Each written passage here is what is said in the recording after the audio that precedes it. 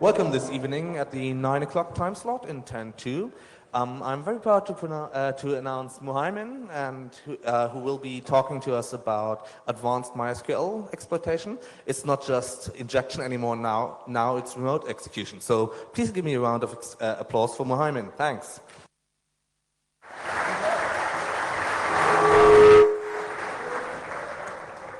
Hello, good evening, everybody.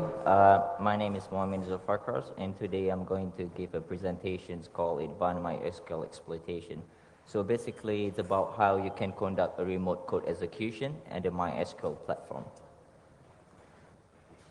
So here's a brief introduction about myself. I'm just an independent security researcher, unemployed at the moment, and I'm about to move to United Kingdom after this conference. So basically, I will be based in UK after this. And here is my email address, so if you have any question, feel free to drop me an email. So here is our agenda today. We're going to start with the introduction. So in the introductions, we're not going to cover the basic of SQL injection, but what we're going to cover in the introduction is basically the differences between the stack queries and the non-stack queries. And then we will have a remote code execution on the database connected that supports stack query, and also we try to compare with the database connected that do not support stack query. So basically it focuses on 4 different database servers and 3 different applications. And the next one, we have a remote code executions on the LAM on the WAN platform. So in this part, I'm going to show you how different is it to attack a LAM and the WAN platforms. And then the last part is I'm going to demonstrate my tool. It's called MySQL. So these tools, it's used to conduct a remote code executions on the MySQL PHP platform. So let's start. Okay. So I'm sure that most of the people in this room have a clear idea about SQL injection vulnerability. So basically, it's the conditions where you can manipulate SQL statement to the application. So in most cases, you will find that SQL injection normally used to read, modify, and delete database data. But in some cases, it is possible to conduct a remote code execution by attacking this type of vulnerability. So what is stack query? So stack query is a conditions where multiple SQL statements are allowed, and normally they are separated, being separated by semicolons. So stack queries have been commonly abused to write a file on the database server. In the Blackham Amsterdam 2009, Bernardo Dembele demonstrated how you can conduct a remote code executions by abusing stack queries in some of the database server.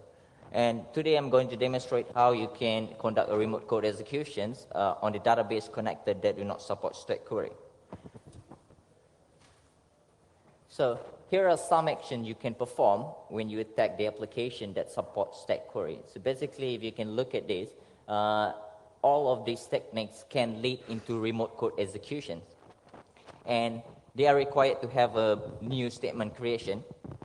So I'll give some examples here. Table creations is used when we want to create tables and want to store our arbitrary data in these tables. And then a data injection into the table through insert request, that we can simply use the insert request to inject our arbitrary data and store it in the table that we just created. And the byte and byte injection through update and replace syntax basically is when you have conditions where your arbitrary data is bigger and you are required to use a multiple request to successfully upload the whole arbitrary data into this table. And then the UDF injection method is a technique where you can create a UDF function that can execute system commands, and basically you can just use the functions to conduct a remote code executions. And creations or execution of new store procedures, basically this is only focused on MySQL. So actually it works similar like a UDF injection method where you can use a store procedure to execute remote code execution on the Microsoft SQL platforms. And then the last one is a privilege escalation. So basically you can use an out-of-band injection technique where you basically connect back into the database server and escalate your privilege from a low privilege user to the high privilege user. So you can see here when you attack the application that supports stack query, so basically you can do many things that can lead you to have a remote code execution. And now, when you look at the non-stack query, right, there's not so many things you can do with it. It's boring and sucks. And most of the time, you will find that you can only abuse the non-stack query by using AND, OR, and unions. And this technique is good enough for a data extraction, but it's not really good enough for a remote code execution. So here is an example of the stack query table here. If you can see, on the top side, we have 3 different types of applications. And on the left side, we have 4 different types of databases. As you can see here on MySQL, there are only 2 applications that do not support stack query by default, and they are known as ASP and PHP. So what we're going to focus on today, we're going to focus on MySQL PHP, as we all know that the MySQL is widely used with the PHP, and they are part of the software stacks for the LAMP and the WAMP environment.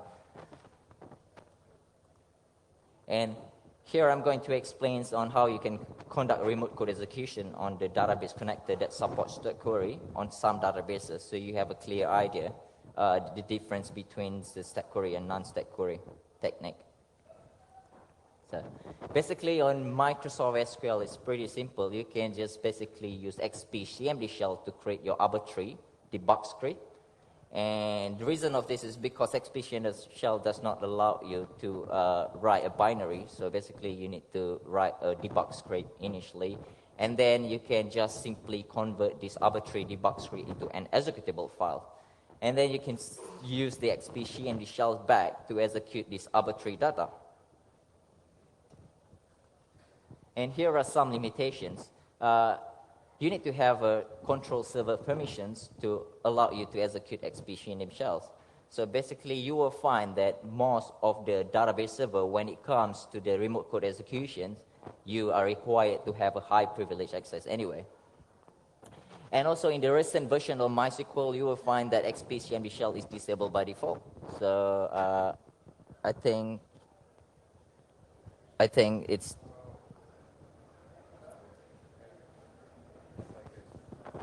yeah.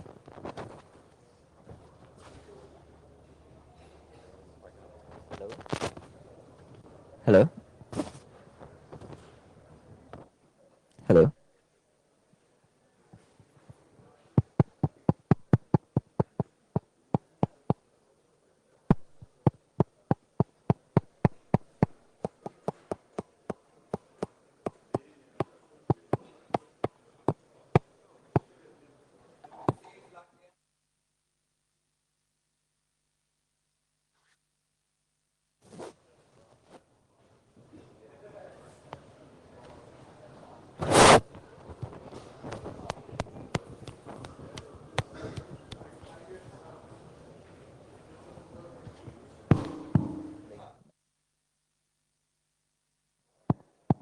Hello. Hello, I'm back. Thank you. Okay, so we come back here. Okay, so like I mentioned before, you're required to have a super user access to execute XP CMD shells. And most of the time you find that the recent version of Microsoft SQL, the XP CMD shell is be disabled. I think it started to be disabled since Microsoft SQL 2005. However, if you have if your current session user is a member of a system admin roles, you are able to escalate privilege. Sorry, you can able to enable your XP CMD shell without any issue. And in some cases that the XP CMD shell's been removed or been filtered, you still can create a new store procedures that actually perform the same action. So you can create a store procedure and can conduct a remote code executions. But however, this is also required to be a member of the system admin roles. And if you don't have a system admin role, so basically, if you know the username and password for that database server, I mean like a high privileged user, so you can simply use an open row set technique, which is known as an out-of-bank injection. So basically, you connect back into the database server and escalate privilege of the current user to become the administrator user. So in the PostgreSQL, you can simply use the UDF injection technique. So UDF injection technique is a technique where you can create a UDF functions that can execute system command. So basically, what you need to do is you need to store your shared library in the tables first, and then dump your shared library into any writable directory, and then you just simply use the create command to create a UDF function from the file that you just uploaded. And then you can simply execute, do the same method to create your arbitrary file. Arbitrary files, I mean, here can be anything like shell codes or, something similar. And then you can execute your arbitrary file through the UDF function that you just created. And like usual, the limitation here is you need to have a super user access, and also you need to have all these 5 permissions. So basically, if you run a high privilege user, you have all these privilege and permission. So in the MySQLs, you basically can use the same technique like you do on the PostgreSQL, which is known as the UDF injection technique. So the only difference here, in the MySQLs, you are required to store your shared library either into the shared library directory or system variable plugin directory.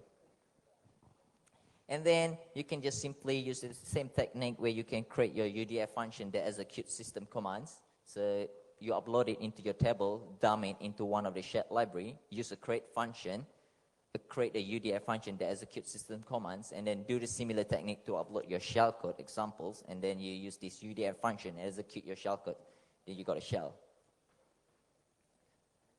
And as we are going to focus on MySQL today, so I'm going to give big explanations about how you can abuse stack queries. So this is only works on the MySQLs that works on the database connector that supports stack query.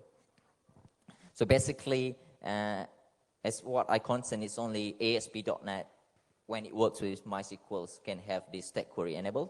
So if you look on the first one, so this is where you create your tables, and it has to be type blocks, and then you started to insert your shared library into these tables, and then the update and replace command is used because in most of the time you will find that your shared library is bigger, and you need to have a multiple requests to inject your arbitrary files byte by bytes. So that is why you need to use the update or replace commands to inject it like with multiple requests until the whole shared library is successfully uploaded. And then you use a select into dump file, dump this file into one of the shared library directory, and then use this create function to execute this to have your UDF function. And once you get your UDF function, you use the similar techniques, upload your shellcode, and use the UDF function to execute it. So the limitation here is you need to have all these permissions. So basically, if it runs as a root or high privilege user, you will have these permissions. And there are some issue here. First is in the old versions of MySQL, your UDF might be stored in the shared library. And basically, in Linux, you will find this directory is not writable by default. So this is different on Windows because MySQL Windows, it runs as a local system user. So you basically, when you attack Windows platform, you can just simply upload into any directory, including the shared library directory. So for security reasons, in the recent version of MySQL, right, the UDF must be stored in the variable plugin directory. And this value does not exist by default. So you only can perform this if, let's say, the administrator or the database user creates this directory for him to upload his own UDF function, and this directory are writable by MySQL user, then you'll be able to upload your shell library here, abuse the functionality, and then be able to have your UDF function that executes system command. Okay, so now I'm going to explain to you how we can do a remote code execution on some of the databases that do not support stack query. So in Oracle, it's quite interesting because Oracle does not support stack query by default, right?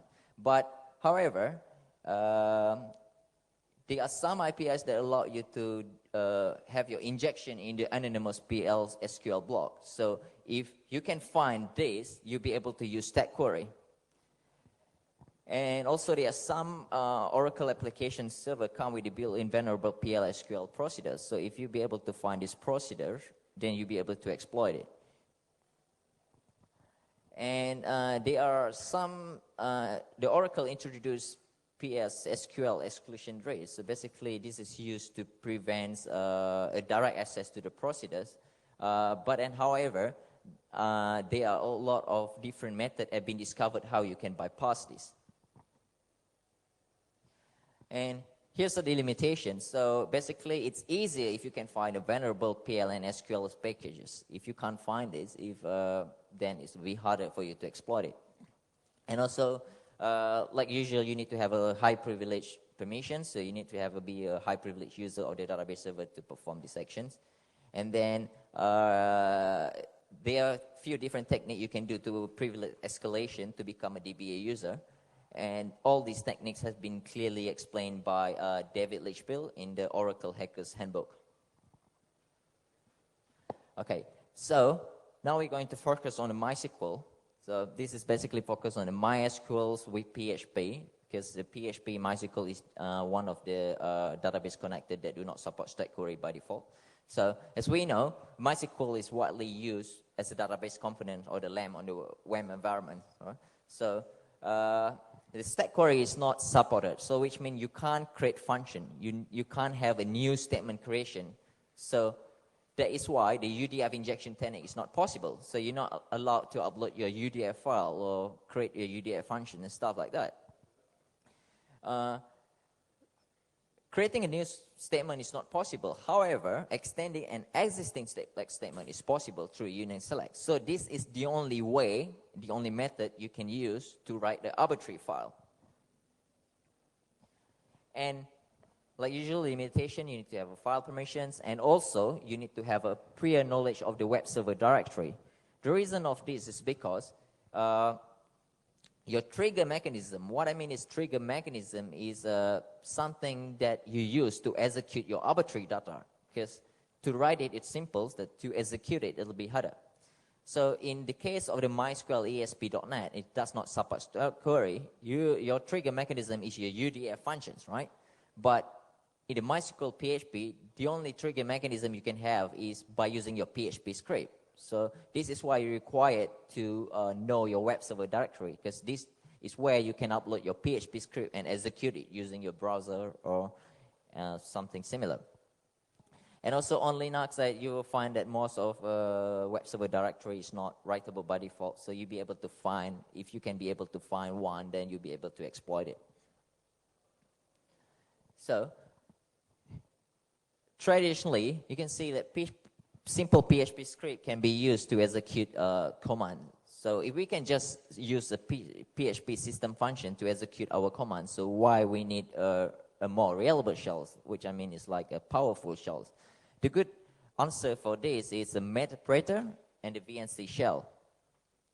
So you can see here, Metapreter shell is very useful in the post-exploitation process. So basically, you can use Metapreter shells to conduct token impersonation attacks on Windows to escalate privilege of a local system to become an administrator user.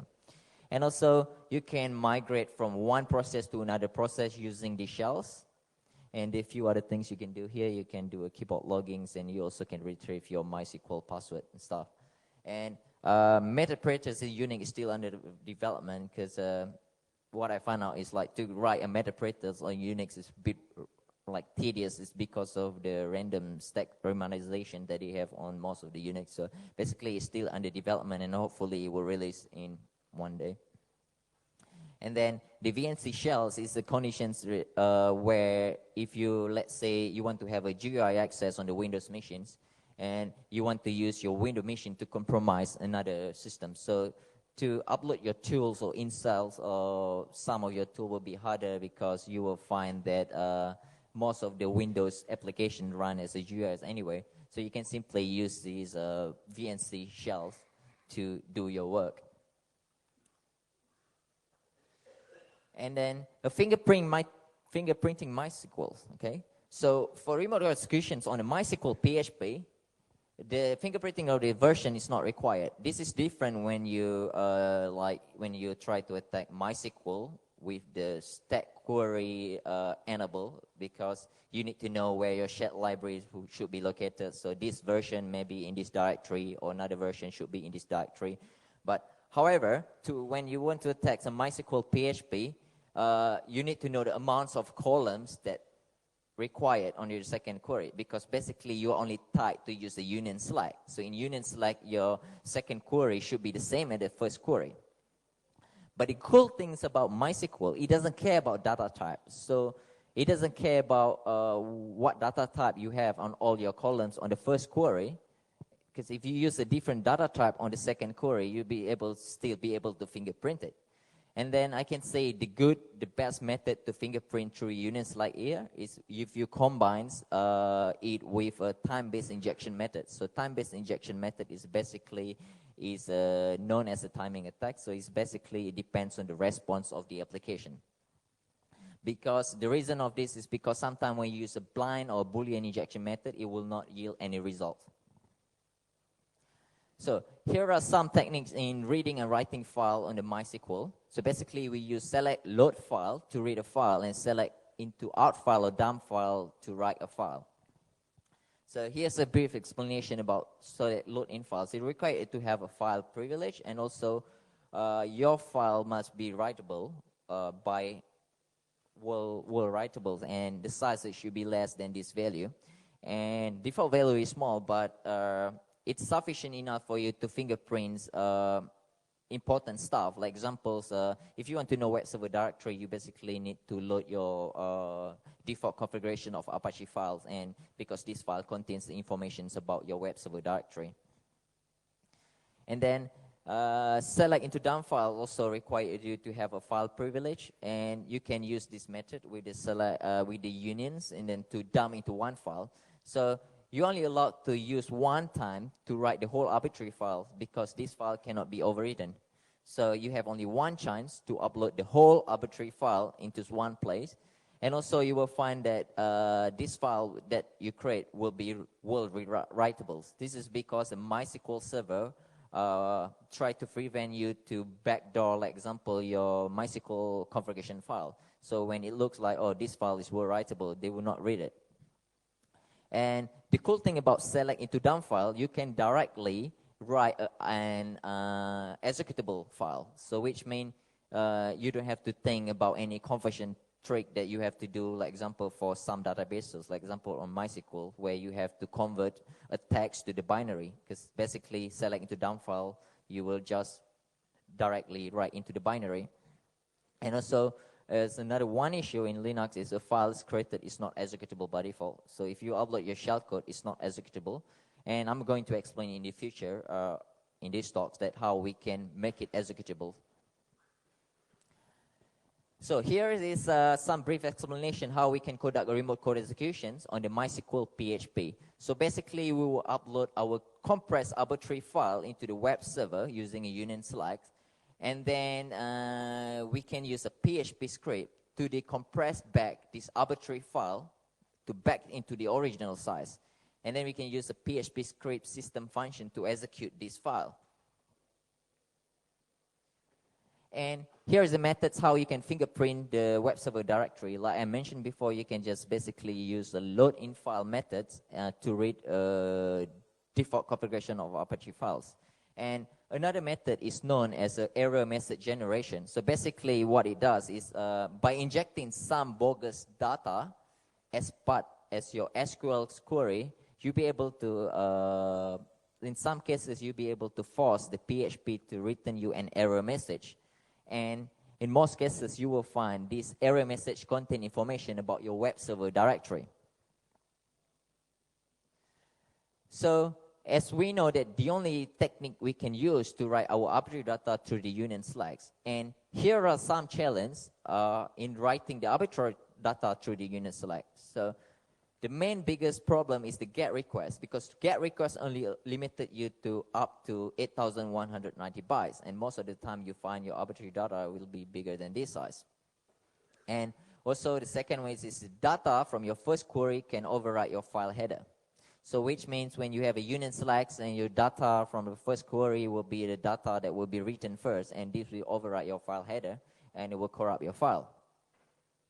And then the next one is you will find that your data from the extra columns can add necessary data into your arbitrary file, and this also can potentially corrupt your code. So I'm going to explain in details how we can fix all this problem. Okay, so hang on.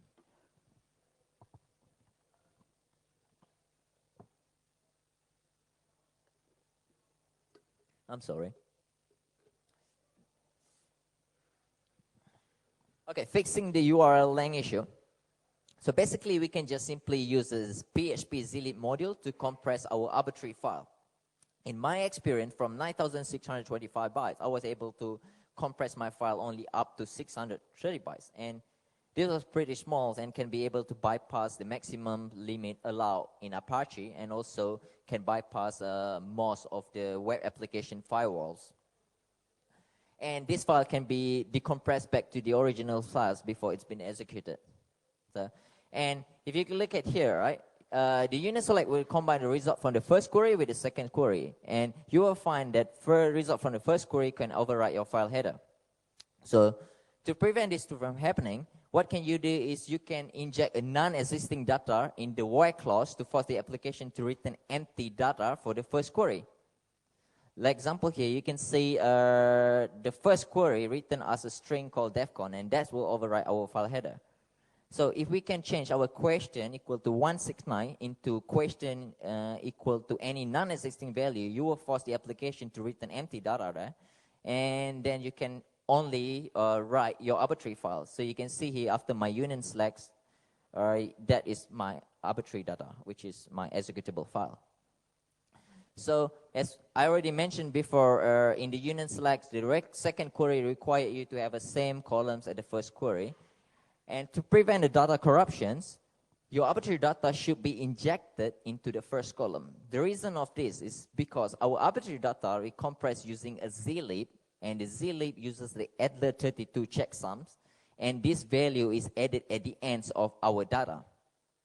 In the RFC, it stated like anything after the Adler32 checksum will be ignored during the compression process.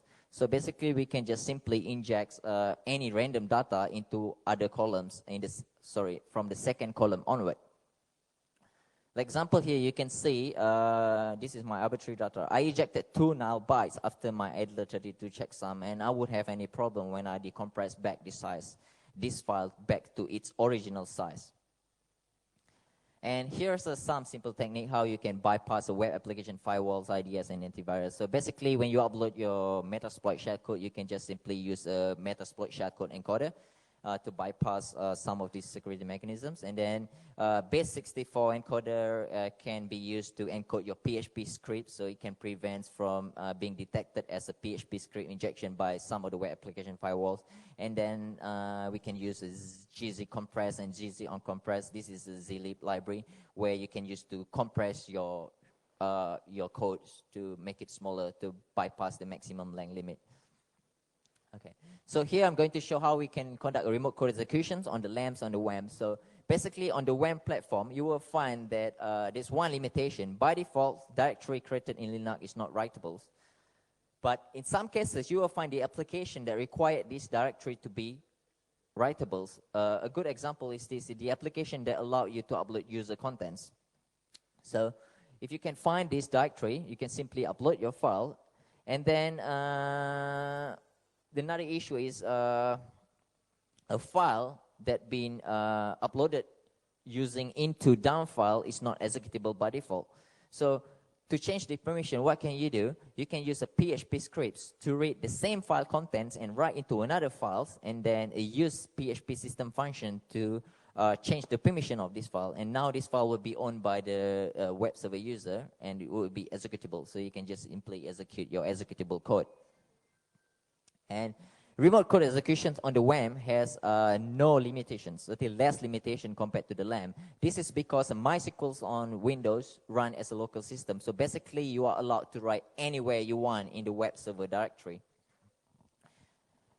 So the file also has been created, absolutely will be executable, and you can still use the same method that you used to execute this code by using a PHP system function. Okay, so now I'm going to explain about MySQL. So MySQL is a tool that I wrote to demonstrate how you can perform a remote code executions on the LAM on the web platform. It can be integrated with Metasploit, so you can use it to upload a Metasploit shellcode and execute it.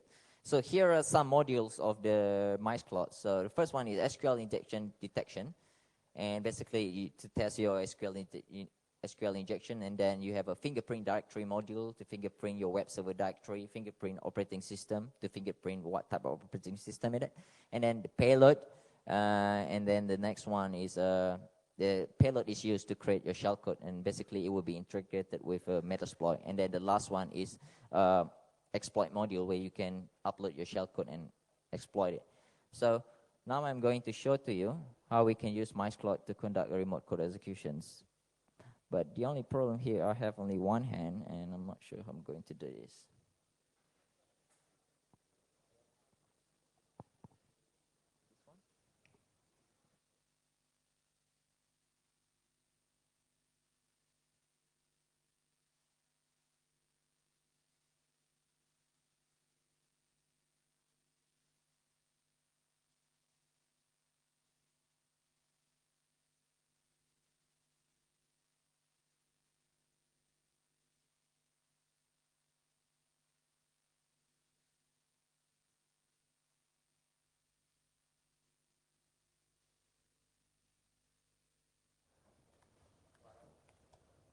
Hello? Okay, it works now.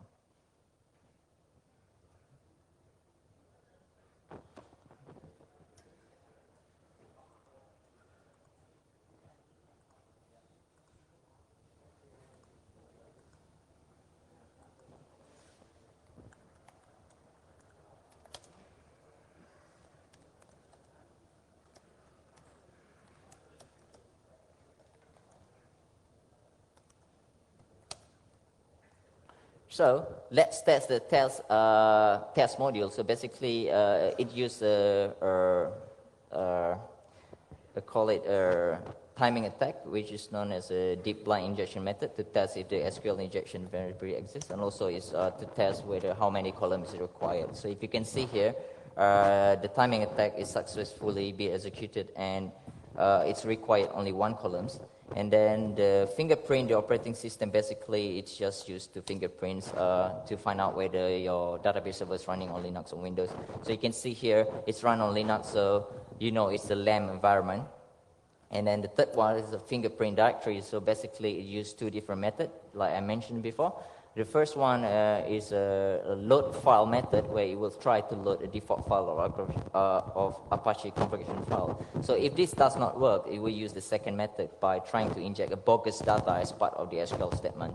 So the PHP will respond as some sensitive information.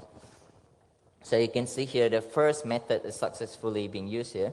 And you can find here, this is where our web server directory is located. So we can copy these information as we require to use it in the future. And then now we're going to create a payload. So basically, examples is I want to create a Metasploit shellcode that bind into the port 9999. I can just simply use this argument. And now you can see the MySQL try to integrate with the Metasploit and trying to create a shellcode for this operating system. Okay, so now we successfully create our shellcode. So if we go to the exploit module, so you will find that you need to put some extra argument here. So as we know, our shellcode is bind into port 9999, so we can just simply copy this value. And then the working directory, as we had this information before through the fingerprint modules, and then the upload directory. So writable directory is required on Linux, like I mentioned. It's different on Windows, you require this value. So as example, you find out that this is one of the writable directory that I can use.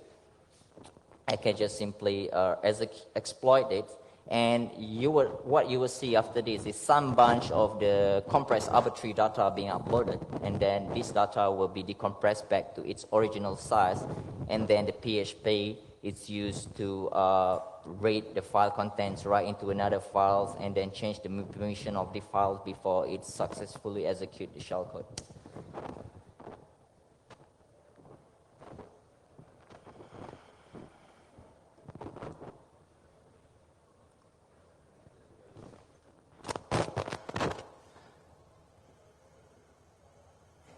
And now you can see the metapreter framework is trying to connect into port 9999.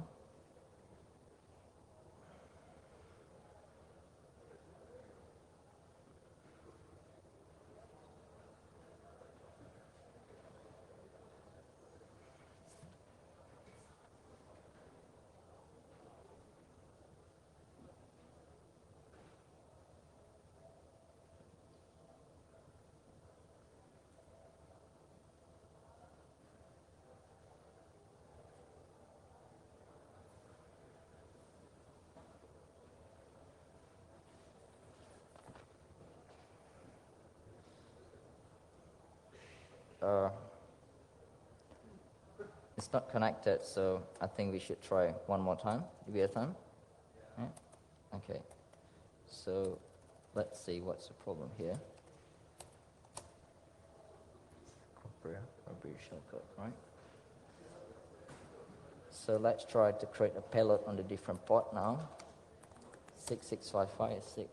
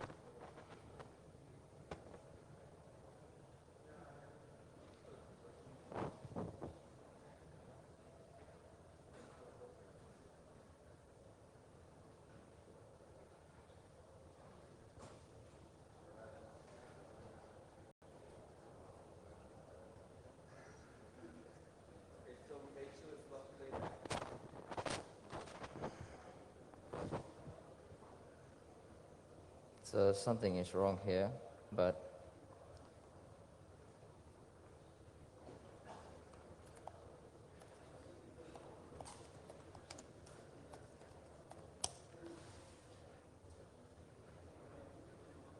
six five six, right? 656. I can give it a try one more time.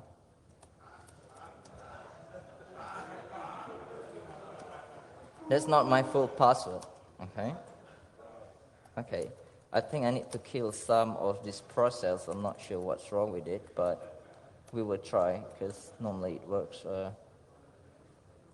But anyway, I will just run as a root. I know it's a bit lame, but probably that can solve the problem, all right? So, MySQL, okay, pillar bind, 227.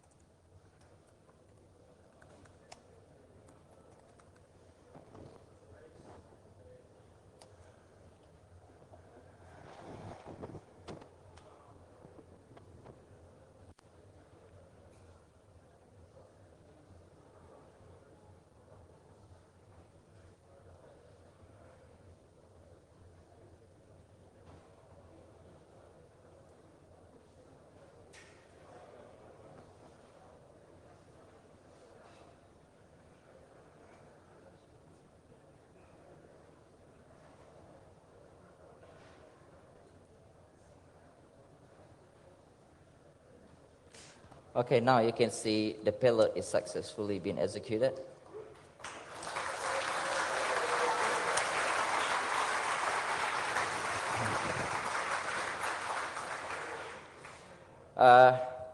So now is the question and answer section. So if you have any question, feel free to ask me. Hi. Okay, if you have any question, please raise your hand. I'll come over with the microphone. All right, on the left. Your MySQL tool, will it work for remote SQL server, or does it just work locally? Because this was just a local exploitation, right? I can't really. Was it local? Is it only locally or remote? Yeah, it works remotely. Yeah, I just do it locally because You didn't it's specify for the demo some section. IP, target IP, or What's that? you didn't specify any target IP or anything like, You mean the IP? Yeah. It's actually in the configuration file here. All Because right. I was a bit in rush, so I couldn't show you basically everything. But if you can see here, so here's the configuration file. So you can have here's the IP address of whether your revert shellcodes or your bind shellcode will be located, and then the site is just sites of the application. And this is the most important point because this is where your injection point is going to be tested, and then Metasploit is just located of the Metasploit framework and stuff. So Thanks. it's pretty simple to play with this configuration file.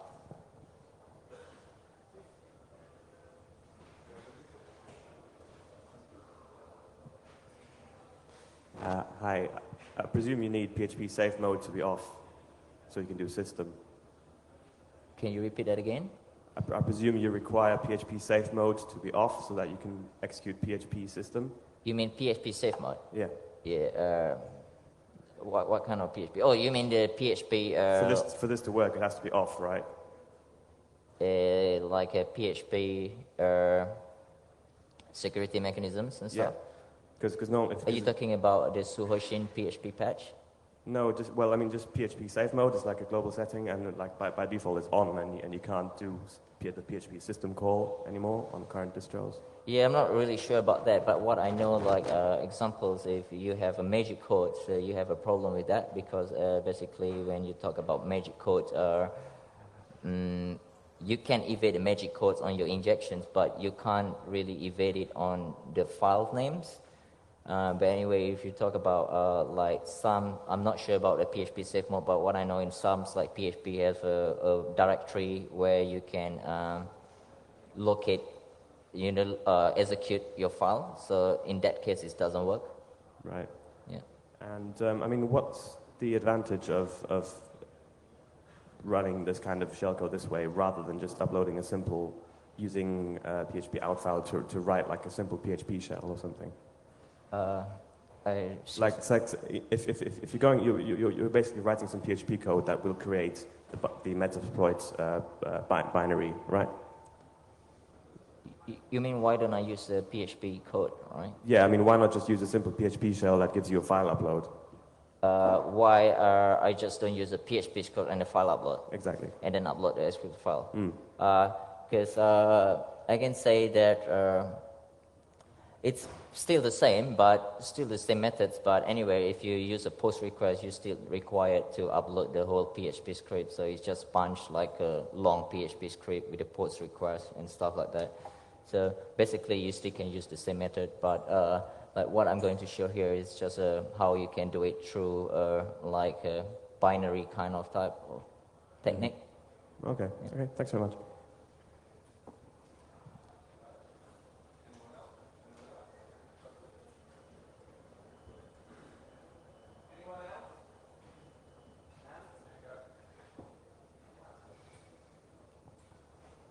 Hi. Thanks. You said that the stack query doesn't work in Oracle. How did you found it? Or I think that it work? Can you repeat that again? Stacked queries. Oh, stack query. Yeah, and you said that they doesn't work in Oracle. It doesn't work on most of the application. You mean doesn't work on MySQL PHP? No, there was some table and there was Oracle and stack queries is Yeah. not supported or something like that. Yeah, I think they are supported.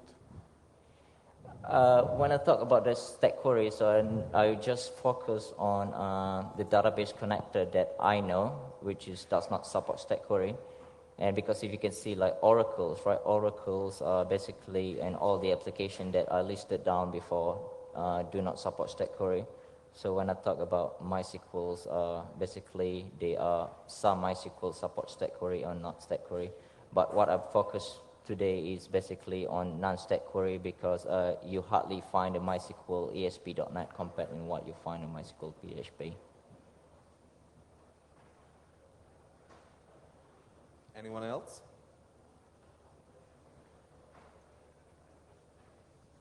No one? Okay. Thanks.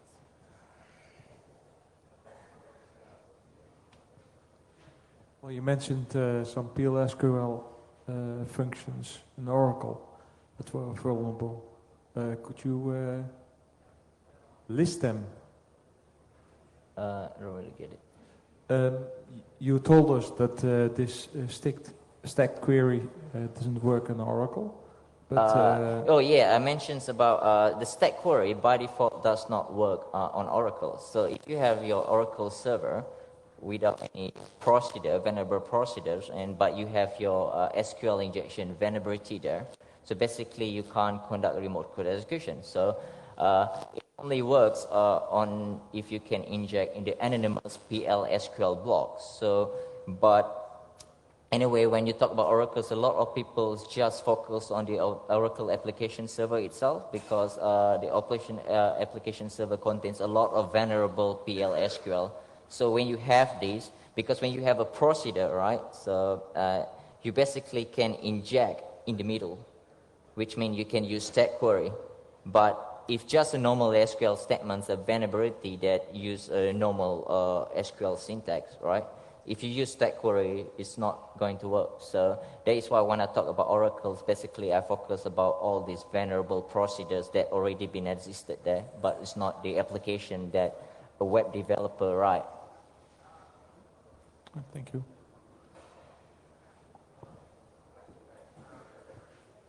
Any last questions? No hands? All right. In that case, I would say thank you very much. Okay. And yeah, some round of applause.